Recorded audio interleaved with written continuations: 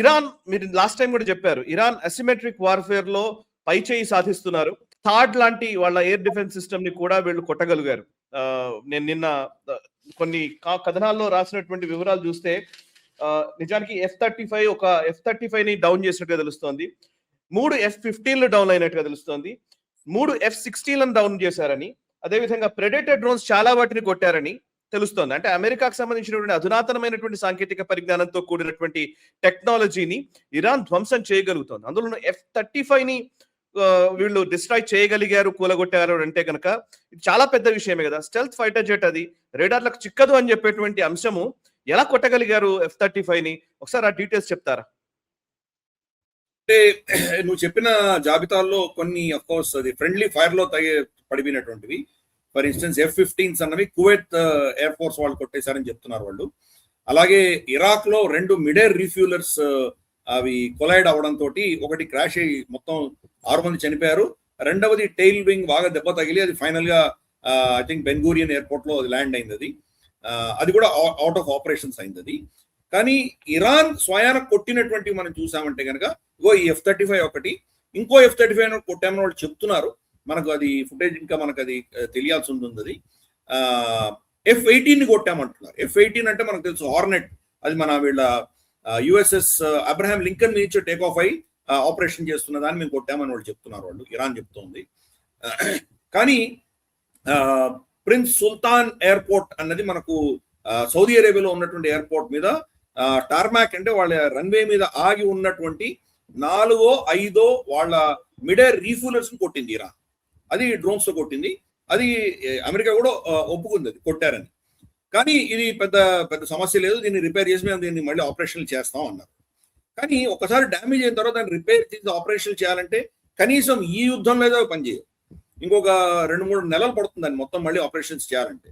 కాబట్టి ఆ 4+2 ఇరాక్ లో పోయినవి 6 మిడ్ ఎయిర్ రీఫ్యూలర్స్ పోయాయి. 6 మిడ్ ఎయిర్ రీఫ్యూలర్స్ అనేది చిన్న విషయం కాదు. వాళ్ళ కెపాసిటీ, యుద్ధం చేయడానికి ఉన్న కెపాసిటీలో కొంత డెంట్ వచ్చింది. అఫ్ కోర్స్ వాళ్ళ దగ్గర ఇంకా చాలా ఉన్నాయి, బట్ ఉన్నటువంటి ఎయిర్ క్రాఫ్ట్స్ ఇంకా ఎక్కువ సార్టీలు చేయాల్సి వస్తుంది, ఇంకా ఎక్కువ గంటలు వాళ్ళు ఆకాశంలో ఉండాల్సి వస్తుంది, రిస్క్ ఫ్యాక్టర్స్ పెరుగుతుంటాయి వాళ్ళకు. కాబట్టి ఇది ఒక అచీవ్మెంట్ కింద భావించాను. కానీ ఇందాక నువ్వు చెప్పినట్లు రీపర్ డ్రోన్స్ ఎక్కువ తగిలాయి. రీపర్ డ్రోన్స్ మనం కూడా కొన్నాం, మనకు జనరల్ అటామిక్స్ నుంచి మనం కొన్నాం రీపర్ డ్రోన్స్. రీపర్ డ్రోన్స్ ఏంటంటే కనుక మనకు AFPAC రీజన్ లో, ఆఫ్ఘనిస్తాన్ పాకిస్తాన్ రీజన్ లో చాలా సక్సెస్ఫుల్ గా ఉండింది. ఒసామా బిన్ లాదన్ ని హంట్ చేయడము, ఐమన్ అల్ జవాహారీని హంట్ చేయడము, ఈ అల్ ఖైదా వాళ్ళని హంట్ చేయడానికి చాలా అద్భుతంగా పనిచేస్తుంది. మనం కూడా కొన్నాం. అది నేవల్ వర్షన్, నేవీకి ఇచ్చాము, ఆర్మీకి ఇచ్చాము, ఎయిర్ ఫోర్స్కి ఇచ్చాము, ముగ్గురు కూడా ఇచ్చాము మనం. కానీ మన యమన్ లో వాళ్ళు కొట్టారు, హౌతీలు కొట్టారు.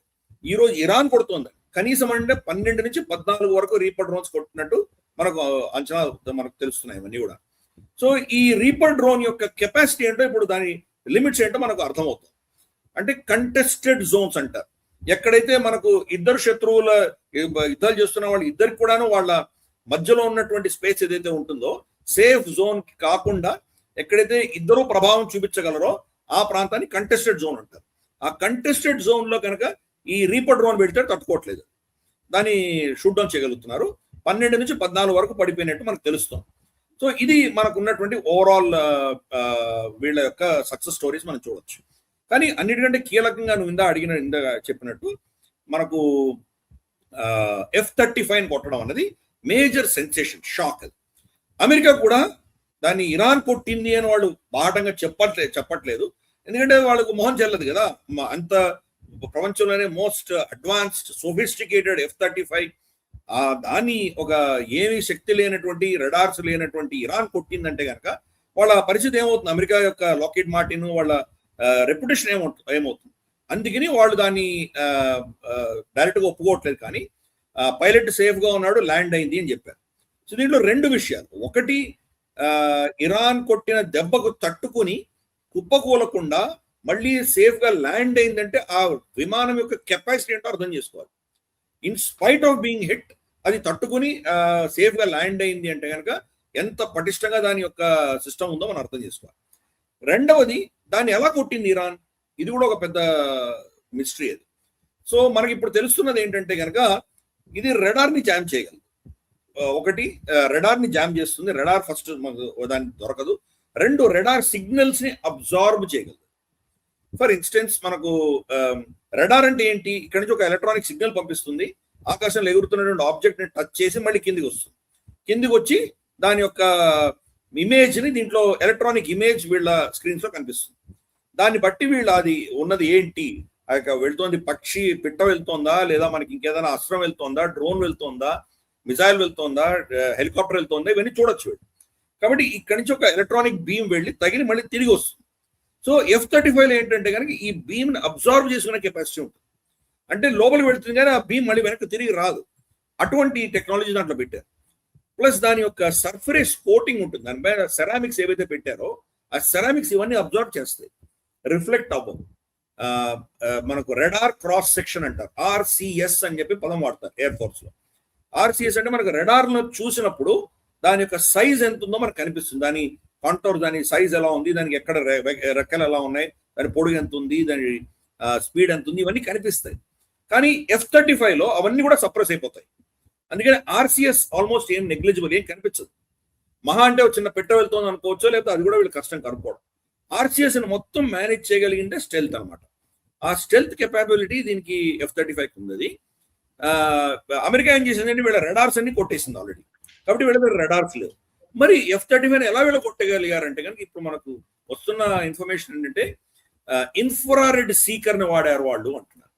ఇన్ఫ్రారెడ్ సీకర్ అంటే ఇన్ఫ్రారెడ్ ఏం చేస్తుందంటే కనుక రెడార్ లాగా ఒక ఎలక్ట్రానిక్ బీమ్ పంపించదు, అది ఆకాశంలో ఏం జరుగుతుందో అది చూస్తుంది. అది హీట్ వేరియేషన్స్ అంటే ఇక్కడ మనకు ఆకాశంలో సడన్ గా ఇక్కడ చల్లగా ఉంది, ఇక్కడ చల్లగా ఉంది, ఇక్కడ ఈ వేడి పెరిగింది, ఇక్కడ అంటే ఏంటి, ఇక్కడ ఏదో వెళుతోంది అని అర్థం. సో ఆ హీట్ ని వాళ్ళు అబ్జర్వ్ చేసి దాన్ని అబ్జర్వ్ చేయగలిగింది మనకి ఇన్ఫ్రారెడ్ హీట్ సీకర్స్ అంటారు. ఇన్ఫ్రారెడ్ పసిగట్టి వాళ్ళు కొట్టారు. F-35 అది కూడా హై ఫ్లయింగ్ కాదు, కొంచెం లో ఆపరేషన్ కోసం కొంచెం తక్కువ హైట్ లో వెళ్తోంది మనకు అర్థమైంది. సో ఇన్ఫ్రారెడ్ సీకర్స్ వాళ్ళు కొట్టారు. ఆ ఇన్ఫ్రారెడ్ సీకర్స్ లో ఉన్నటువంటి కెమెరా మనకు వాళ్ళు చూపించింది ఇరాన్. ఇది మరి ఆర్టిఫిషియల్ ఇంటెలిజెన్స్ తో డెవలప్ చేసి వాళ్ళు చూపించారా, లేదా నిజమైనటువంటి అది ఫుటేజా మనకు తెలియదు. తర్వాత కానీ మనకు తెలియదు. అఫ్ కోర్స్ అమెరికా అంటుంది అది ఫేక్ అంటుంది, ఇరాన్ ఏమో తప్పకుండా మేము కొట్టామని వాళ్ళు చూపిస్తున్నారు. వాళ్ళు చాలా మంది మోస్ట్ లైక్లీ కొట్టారని చెప్తున్నారు. సో ఇన్ఫ్రారెడ్ టెక్నాలజీని వాడితే ఈ యొక్క రెడార్ క్రాస్ సెక్షన్ లేకపోవడం అన్నటువంటి దాని సమస్యకి ఒక సమాధానం వస్తుంది అని ఈరోజు ఇరాన్ ప్రూవ్ చేసింది. సో మన దేశంలో మనం ఏం చేసామో మనం చెప్పలేదు, కానీ JF-20 మనకు సోకాల్డ్ స్టెల్త్ ఫైటర్, చైనాకు సంబంధించిన JF-20 స్టెల్త్ ఫైటర్ ని మనం చాలా సార్లు వాళ్ళని లాక్ చేశాము అని చెప్పి మనం విన్నాం. మన ఫార్మర్ ఎయిర్ చీఫ్ బదూరియా గారు చెప్పారు. అలాగే మనకు గతంలో 2-3 కూడా విశ్లేషకులు దాని గురించి మాట్లాడారు. ఇన్ఫాక్ట్ ఒక న్యూస్ ఏం జరుగుతోందంటే అక్కడ షీ జిన్పింగ్ టిబెట్ ప్రాంతంలో మన సరిహద్దు దగ్గరగా LAC దగ్గరగా JF-20లో ప్రయాణం చేశాడా అని మనం వింటున్నాం. JF-20లో వెళ్తుండగా విపరీతమైన శబ్దం వచ్చింది అక్కడ కాక్పిట్ లో.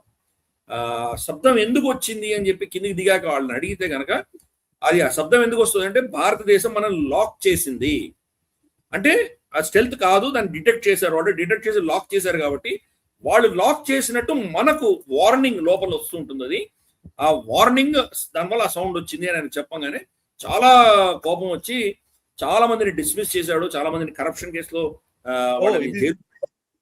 ఎప్పుడు జరిగింది సార్ ఇది కొంతకాలం క్రితం జరిగింది. అది ఎగ్జాక్ట్ డేట్స్ టైం మనకు తెలియదు, కానీ ఇవి మెల్లిమెల్లిగా వస్తున్నాయి. ఇవి చైనీస్ సోర్సెస్ నుంచి వస్తున్నాయి, మన సోర్సెస్ కూడా కాదు.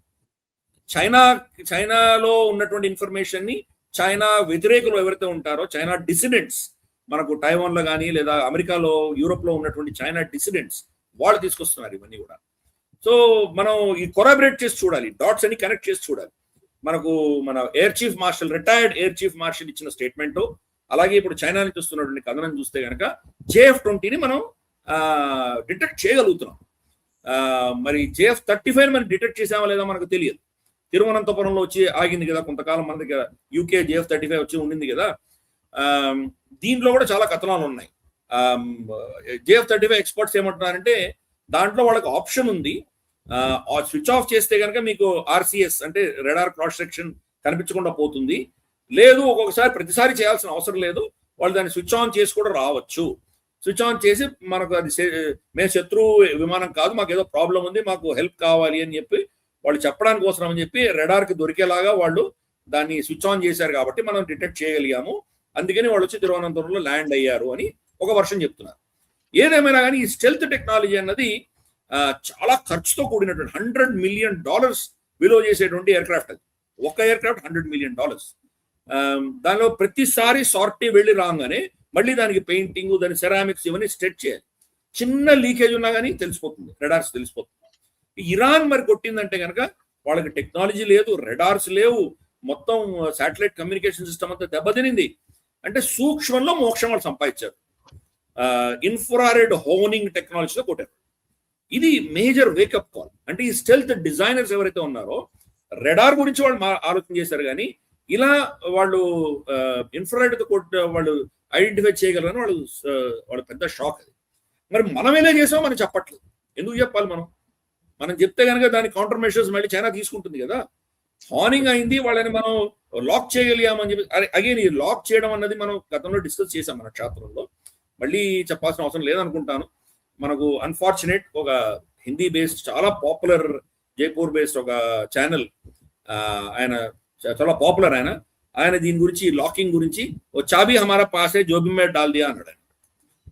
మరి ఐఏఎస్ ఆఫీసర్ అయి ఉండి ఆయనకు లాకింగ్ అంటే ఏంటో టెక్నాలజీ తెలియకపోవడం అనేది నాకు హాస్యాస్పదం. అంటే ఏం చెప్పలేదు నేను. లాకింగ్ అన్నది చెప్పాలి ఇప్పుడైతే, ఎట్లాగైనా సరే చెప్పాలి ఇప్పుడు మీరు, లేకపోతే కష్టం అవుతుంది. మన దగ్గర కూడా అట్లాంటి మేధావులు చాలా మంది ఉన్నారు.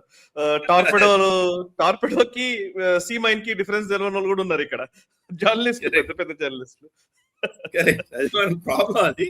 అందుకనే మనం ఈ క్షేత్రం డిఫెన్స్ రౌండ్ అప్ అనేది మనం తెలుగులో మనం ఎక్స్క్లూజివ్ నేషనల్ స్టబ్ ఎందుకు చేస్తోంది అంటే కనుక తెలుగు ప్రజలలో ఈ రక్షణ రంగానికి సంబంధించినటువంటి అంశాలు అవగాహన పెరగాలని మనం ప్రయత్నం చేస్తున్నాం. మనం ఏంటంటే ఉచిత లోకల్ రాజకీయాలు దాటి మనం ఆలోచన చేయట్లేదు. పక్క రాష్ట్రాల్లో ఏమవుతుందో మనకు పట్టట్లేదు, దేశంలో ఏమవుతుందో అంతకంటే అక్కర్లేదు మనకి. అక్కడ 7 మంది అరెస్ట్ అయ్యారు ఈశాన్య రాష్ట్రాలు అంటే మనం వీడియో పెడితే ఎవరు చూడడం కూడా చూడదు. మనకి ఇక్కడ టిఆర్ఎస్, తర్వాత బీజేపీ, కాంగ్రెస్, తెలుగుదేశము వీళ్ళు ఏం కొట్టుకుంటున్నారు, ఇవి తప్ప మనకి ఏం అక్కర్లేదు. అన్ఫార్చునేట్. అందుకనే మనం కల్పన చేసింది ఇది క్షేత్రం అంటే దానికోసమే. మన తెలుగు ప్రజలకి అవగాహన పెరగాలి, రక్షణ రంగం గురించి బేసిక్స్ తెలియాలనే ఉద్దేశంతో మనం చిన్న ప్రయత్నం చేస్తున్నాం. సో దీంట్లో ఈ లాకింగ్ అన్నది రెడార్, ఈ ఎయిర్ క్రాఫ్ట్ లో ఉన్నటువంటి రెడార్ ఎదురుగా ఉన్నటువంటి ఎయిర్ క్రాఫ్ట్ ని షూట్ డౌన్ చేయడానికి దీని రెడార్ కనుక దాన్ని లాక్ చేసిందంటే కనుక అది ఎటు వెళ్తుంటే ఇది కూడా అలా అటు వెళ్తూ ఉంటుంది అనమాట.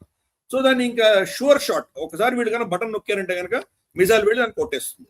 దాన్ని లాకింగ్ అంటారు, ఎలక్ట్రానిక్ లాకింగ్ అంటారు. ఎలక్ట్రానిక్ లాకింగ్ చేసినప్పుడు ఇంకా నెక్స్ట్ కిల్ ఒకటే. యుద్ధం ఉంటే కనుక కిల్ చేస్తాం, యుద్ధం లేకపోతే కనుక మామూలు యుద్ధ విన్యాసాలు చేస్తున్నామో లేదా ఇతరత్ర అంశాల్లో దాన్ని షూట్ చేయము, కానీ శత్రువు తెలిసిపోతుంది నేను సీక్రెట్ గా లేను, నా యొక్క ఉనికి నా శత్రువు పసిగట్టాడు అని వాళ్ళు తెలిసిపోతుంది. వాళ్ళలో కూడా సెన్సర్స్ ఉంటాయి, వాళ్ళ కూడా ఎయిర్క్రాఫ్ట్ సెన్సర్స్ ఉంటాయి, మన రెడార్ సిగ్నల్స్ వాళ్ళు పట్టుకుంటుంది. సో అందుకని మనం ఏ టెక్నాలజీ వాడామో మనకు తెలియదు. కానీ ఈ రోజు ఇరాన్ దగ్గర నుంచి వస్తున్నటువంటి ఇన్ఫర్మేషన్ ప్రకారము వాళ్ళు ఈ యొక్క ఇన్ఫ్రారెడ్ హోనింగ్ టెక్నాలజీతో వాళ్ళు కొట్టారు అండి. కానీ మేజర్ వేకప్ కాల్. F-35 వెళ్ళలేకపోతే, ఎందుకంటే డొనాల్డ్ ట్రంప్ ఆల్రెడీ అనౌన్స్ చేసేసాడు, మాకు మొత్తం అక్కడ ఆకాశం, ఇరాన్ ఆకాశం అంతా మా అధీనంలో ఉంది, మా ఇష్టానుసారం మేము వీర విహారం చేయొచ్చు, అక్కడ మమ్మల్ని ఎవరో ఆపేవాళ్ళు లేరు, వాళ్ళ దగ్గర ఎయిర్ డిఫెన్స్ లేవు, వాళ్ళ దగ్గర రెడార్ లేవు, కమ్యూనికేషన్స్ లేవు, ఏమీ లేవు, మొత్తం నాశనం చేసేసామని చెప్పి ఆల్రెడీ డిక్లేర్ చేసుకున్నాడు కదా. మరి ఇప్పుడు F-35 కొట్టేసరికి F-35 దెబ్బతినిందంటే అంతకంటే తక్కువ టెక్నాలజీ ఉన్నటువంటి మరి F-18 హార్నెట్ మన నేవల్ వర్షన్స్ అవన్నీ ఎలా తట్టుకుంటాయి అవి? అంటే ఇరాన్ వాళ్ళ యాంటీ ఎయిర్ డిఫెన్సెస్ ని దాచిపెట్టారు. ఫస్ట్ వేవ్ ఆఫ్ అటాక్, మొదటి 2 వారాల్లో జరిగిన అటాక్స్ నుంచి వాళ్ళు దాన్ని దాచిపెట్టగలిగారు. ఇప్పుడు బయటకు తీస్తున్నారు వాటిని అన్నింటినీ కూడా. అందుకని F-35 హిట్ అన్నది ఒక మైలురాయి కింద మనం, మేజర్ మైల్ స్టోన్ కింద మనం భావించాలి. ఎలాగైతే Abhinandan Vardhaman 2nd generation MiG-21 తోటి F-16 కొట్టడం అనేది ఒక హిస్టారికల్ ఘటన, ఇది కూడా ఒక హైయెస్ట్ టెక్నాలజీ ఉన్నటువంటి most lethal stealth aircraft, ప్రపంచంలోనే most secret weapon, secret aircraft ని ఒక రేడియో వేవ్ తర్వాత మన ఇన్ఫ్రారెడ్ హార్నింగ్ తోటి ఇజ్రాయెల్ తక్కువ టెక్నాలజీతో కొట్టడం అన్నది ఇది ఒక మేజర్ మేజర్ మేజర్ అచీవ్మెంట్ కింద భావించాలి. అందుకనే రెండు పక్షాలు కూడా చెప్తున్నాం, F-35 ఆ హిట్ దెబ్బ తగిలినా కానీ దానికి ఏం అవ్వలేదు, మళ్ళీ వచ్చి సేఫ్గా ల్యాండ్ అయ్యింది. డ్యామేజ్ అయి ఉండొచ్చు కానీ దాంట్లో ఆ టెక్నాలజీ ఉంది, డ్యామేజ్ అయినా దాని సర్వైవబిలిటీ టెక్నిక్స్ దాంట్లో వాళ్ళు పెట్టారు కాబట్టి దాని కెపాసిటీ కూడా మనం మెచ్చుకోవాల్సిందే. బట్ ఇరాన్ చేసినటువంటి అసిమెట్రికల్ వార్, తక్కువ ఖర్చుతోటి తక్కువ టెక్నాలజీ తోటి హై ఎండ్ టెక్నాలజీని ఎలా కొట్టాలి అని వాళ్ళు ఎన్ని రోజులు ప్రాక్టీస్ చేసి ఉంటారు. అఫ్ కోర్స్ F-35 వాళ్ళు చూసుంటారు, F-35 గురించి బాగా వాళ్ళు రీసెర్చ్ చేసి ఉంటారు, F-35 ఎలా ట్రాక్ చేయాలి అన్నది వాళ్ళు ప్రోటోకాల్స్ చూశారు. దాంట్లో ఒక సక్సెస్ వచ్చింది. అఫ్ కోర్స్ 4 వారాల్లో ఎన్నో F-35 సార్టీలు వెళ్ళినాయి, దాన్ని ఏం చేయలేకపోయింది ఇరాన్. ఈసారి మాత్రం కొట్టారు. అంటే ఒక్కసారి కొట్టంగానే ఇంకా తర్వాత వచ్చే సార్టీలు అన్ని కూడాను కేర్ఫుల్ గా ఉంటాయి, భయపడతాయి. ఈసారి వెళ్ళాలంటే కనుక తక్కువ లో ఫ్లయింగ్ వెళ్ళవు, చాలా హైట్ లో వెళ్తాయి, ప్లస్ ప్రోటోకాల్స్ పెట్టుకొని వెళ్తాయి, చాలా దాని సెక్యూరిటీ దానికి కావాల్సినటువంటి ప్రోటోకాల్స్ అన్ని పెట్టుకొని వెళ్తాయి అవన్నీ కూడా. అది ఒక మేజర్ అచీవ్మెంట్ కింద భావించాలి. అసిమెట్రికల్ వార్ లో ఇది చేయడం అనేది చాలా అద్భుతమైన విషయం. అంటే నేను మన ప్రేక్షకులు ఏం చెప్తున్నానంటే మన దగ్గర కూడా అది ఉంది అని చెప్తున్నాను. మనం ఆల్రెడీ చైనాకు సంబంధించిన JF-20కి మనం ప్రూవ్ చేశాము, స్టెల్త్ ని మనం దాన్ని ట్రాక్ చేయగలమని. F-35 కూడా బహుశా మనం ట్రాక్ చేసాము తిరువనంతపురంలో. దాన్ని మనం ఓపెన్ గా చెప్పట్లేదు, ఎందుకంటే అమెరికా మిత్ర దేశం కాబట్టి వాళ్ళని తక్కువ చూసి మాట్లాడడం మనకి ఇష్టం లేదు కాబట్టి దాని గురించి మనం ఏం మాట్లాడలేదు, క్వైట్ గా ఉన్నాం. బట్ స్టెల్త్ టెక్నాలజీని అంత స్టెల్త్ కాదు అని అర్థం చేసుకోవాలి. స్టెల్త్ టెక్నాలజీలో కూడా వీక్నెస్లు ఉన్నాయి, ఆ వీక్నెస్ ఇరాన్ ఎక్స్ప్లాయిట్ చేసింది. ఇంకా మరి అటువంటిప్పుడు మనం ఎటువంటి ప్రోటోకాల్స్ పెట్టుకోవాలి. ఇప్పుడు JF-35 అన్నది లేటెస్ట్ ఎయిర్ క్రాఫ్ట్ ఏదైతే ఉందో అది పాకిస్తాన్కి ఇవ్వడానికి సిద్ధపడుతుంది చైనా. సో అందుకని ఆల్రెడీ మనకు తెలుసు వాళ్ళు ఇస్తారని, దాన్ని ఎలా ట్రాక్ చేయాలి, దాన్ని ఎలా న్యూట్రలైజ్ చేయాలన్నది మనం కూడా బ్యాక్ ఎండ్ లో వర్క్ చేస్తున్నాం. సో అందుకని మన రక్షణ రంగంలో ఫ్యూచర్ యుద్ధాలకు సంబంధించినటువంటి అవగాహన, దానికి సంబంధించిన ప్రోటోకాల్స్, దానికి సంబంధించిన కౌంటర్ మెజర్స్ కూడా ఇప్పుడు మనం చేయకపోతే కనుక అప్పుడు దానివల్ల మనం బాధపడి లాభం లేదు. సో ఇరాన్ ఇచ్చేసింది చాలా అద్భుతమైనటువంటి చర్య ఇది. అందుకని it's wonderful experience for us. మనం ఎలా చేయాలి, ఇన్ఫ్రారెడ్ని ఎలా వాడుకోవాలన్నది మనకు కూడా ఒక మంచి లెసన్ కింద మనం దీన్ని తీసుకోవాలి. ఈ వీడియో మీకు నచ్చినట్టయితే లైక్ చేయండి, 10 మందికి షేర్ చేయండి. అలాగే కామెంట్ల రూపంలో మీ అభిప్రాయాలను మాతో పంచుకోండి. Nationalist hub group of channels ను సబ్స్క్రైబ్ చేసుకుని తెలుగునాట జాతీయవాద జర్నలిజాన్ని ప్రోత్సహించండి. ఈ వీడియో కింద ఉన్న బెల్ ఐకాన్ పై క్లిక్ చేయడం మర్చిపోవద్దు.